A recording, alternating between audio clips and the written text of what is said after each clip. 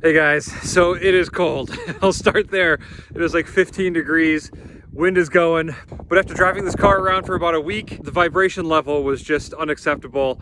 I could barely drive the car. It was just vibrating like crazy. But after a lot of measuring and quite a bit of work in the freezing cold, I designed a front fairing that should have been there from the start. Obviously this won't include a light. I don't really want a light up there. I don't think I need one. If I ever want one, I can put one on top. But yeah, I made this one larger.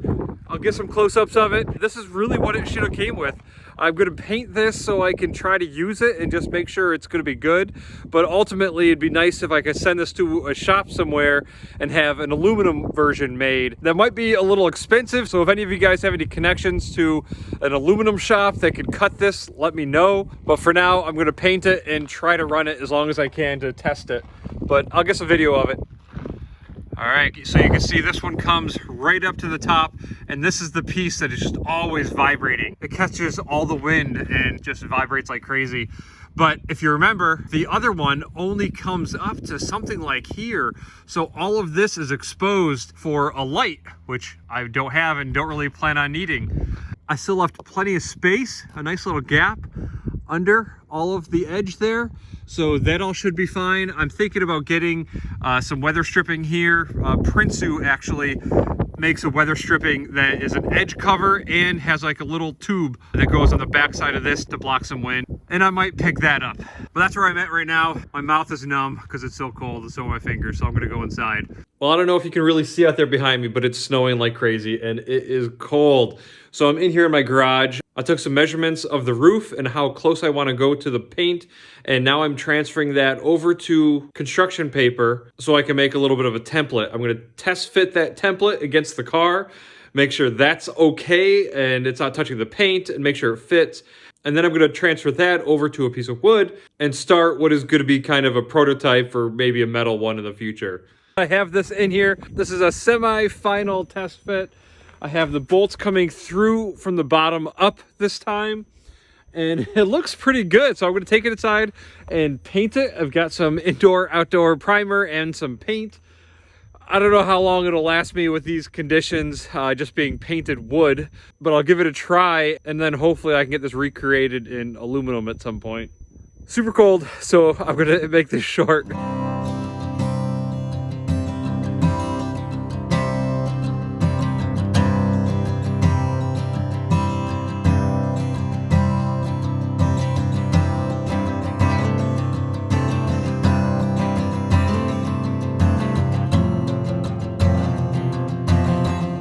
You guys, this is absolutely incredible. This is so quiet. This is like I don't have a roof rack up there at all. Man, I'm gonna do the same test that I always do for you guys, but wow, like this is awesome. Here we go. This is my iPhone. It's right up here at my moonroof, and then I'm gonna open the moonroof and we can compare the wind noise.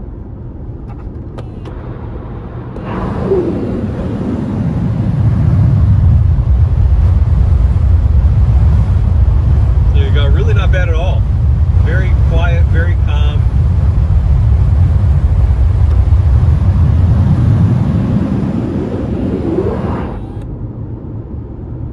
All right, here we are. The cruise control is set at 61, but I got this guy in front of me going stupid slow. But I don't think it'll really matter because there's like no noise.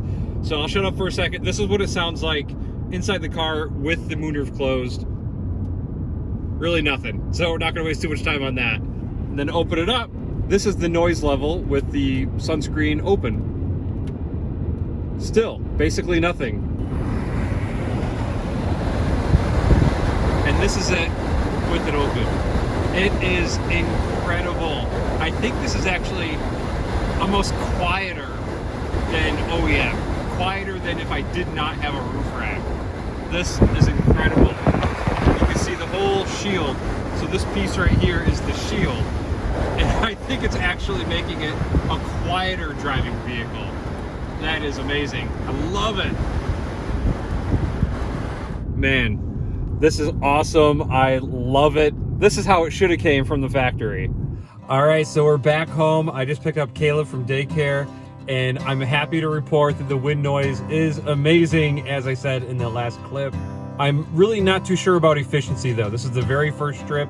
So far, I think it seems like efficiency might be worse, which would kind of make sense. It's more surface area, even though it's more aerodynamic.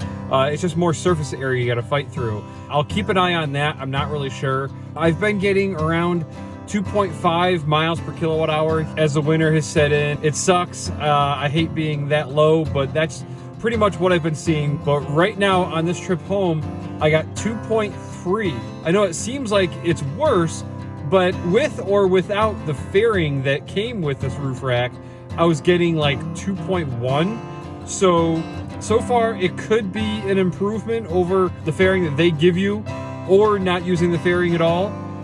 I don't know. I'll have to keep trying that. I am going to reach out to the company to see if this is something that they can maybe make out of metal, something they can offer to future customers, because I really think it's needed for this car. The noise level is just insane, as you guys saw in all these videos. So we'll see what happens there. If any of you guys have connections with a metal shop that could cut and make a fairing out of metal for me, fairing, wind deflector, they have different names, whatever you want to call it. If you have any connections, let me know. It'd be nice to have that out of metal. But I guess that's about it, guys. I really hope you guys enjoyed this video. I hope this helped some of you guys out there who are considering this roof rack. I do recommend it, but it's going to take a little work to make it perfect. Thanks a lot for watching, guys, and I'll see you on the next one.